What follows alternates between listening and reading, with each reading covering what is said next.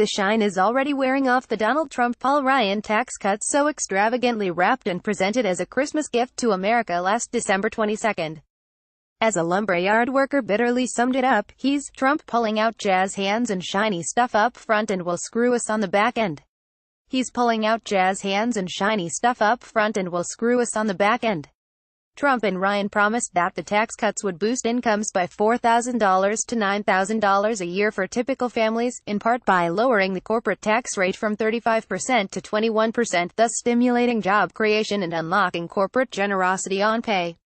Former President Obama and other Democrats helped set the stage for this tax rate decrease by advocating a cut to the corporate tax rate to 25%, but while also closing loopholes, Trump and Ryan neglected to mention that the tax cuts for U.S. companies, millionaires, and billionaires would be permanent and massive. The Koch brothers, for example, are expected to save $1.4 billion in taxes. By 2027, the top 1% will be gobbling up 83% of tax cuts. Meanwhile, cuts for working families would be temporary and modest at best.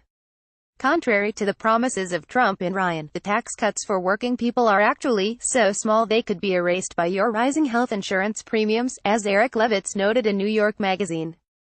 The average tax break for someone making $25,400 a year or less will yield just $60, and a majority will pay more by 2027. In February, Paul Ryan proudly tweeted about a Pennsylvania school secretary gushing gratitude for her whopping $1.50 a week increase in take-home pay. The tweet launched such a storm of derision that a red-faced Ryan soon deleted the post. As the full effects of the tax plan emerge, average Americans are starting to learn precisely how unequal the tax cuts really are. During the run-up to the passage of the tax bill, meaningful debate and the presentation of credible data to Congress were suppressed by the refusal of Ryan and Majority Leader Mitch McConnell to hold meaningful hearings. But now real-world outcomes are emerging.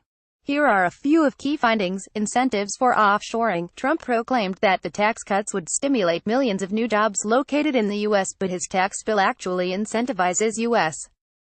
corporations to continue to move production to low-wage sites like Mexico and China. The Congressional Budget Office has found that two provisions meant to encourage corporate profit repatriation may end up incentivizing corporations to locate tangible assets, machinery and buildings abroad. As a result, supposed CEO job creators are in fact encouraged to create more job creators by transferring assets and jobs offshore. Only a few benefit, despite promises that a corporate tax cut would trickle down to workers' pocketbooks. A mere 4.3% of U.S. workers will be receiving a one-time bonus or wage increase this year, Americans for Tax Fairness reported. And, for these few, not very much. The value of one-off bonuses and wage increases are a tiny fraction of corporate gains from the tax cuts. Corporations are receiving 9 times as much in tax cuts as they are giving out to workers in bonuses or pay hikes. Corporations invest in themselves. The corporate tax cuts have not ignited any vigorous uptick in job-creating investment, but have encouraged corporations to buy back more of their own stock. This has allowed them to raise their stock prices and boost the earnings of the top executives and rich investors. Corporations are devoting 36 times as much on stock buybacks than to one-time bonuses and wage increases for workers, the Americans for Tax Fairness found.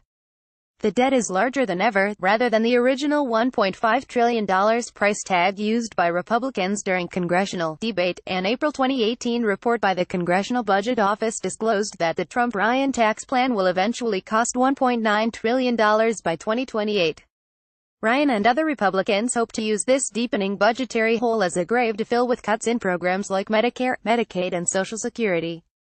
The Trump-Ryan deal, enacted despite being supported by only 26% of Americans, enjoyed a brief blip upward to 39% in the wake of the noisy Republican celebration of their only legislative victory in 2017.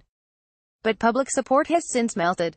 In March, a Quinnipiac poll found support for the tax law fell by 3 points to 36%, while opposition climbed to 50%.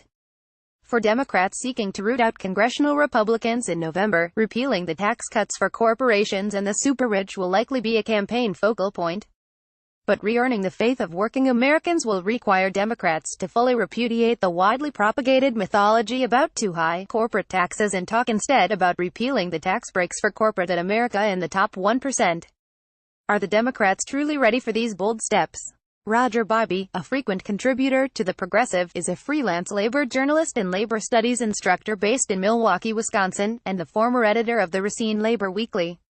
Taxes Trump Paul Ryan Dispatches by Roger Bybee, April 25, 2018, 7 a.m. Subscribe for our free newsletter. If you like what you see here, please subscribe to our digital edition for just $10. Digital subscriptions give you access to all our content with enhanced links and illustrations. Digital subscriptions also support our online reporting and important projects like Public School Shakedown and the Progressive Media Project.